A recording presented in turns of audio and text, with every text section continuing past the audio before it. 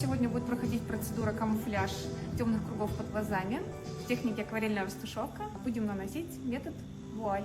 Использовать будем пигмент бренд Aqua, Desert Beige Mod. Будем разводить его с разбавителем, потому что он очень сильный по составу, и нам нужно уложить это как легкую тень. Процедура у нас безболезненная. Перед тем, как начать процедуру, я всегда использую первичную анестезию. Долго не держу на зонах, то есть, соответственно, где-то минут 5-6.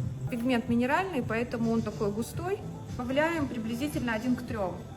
Картриджи бренд. Я буду использовать Quadron, один из лучших брендов.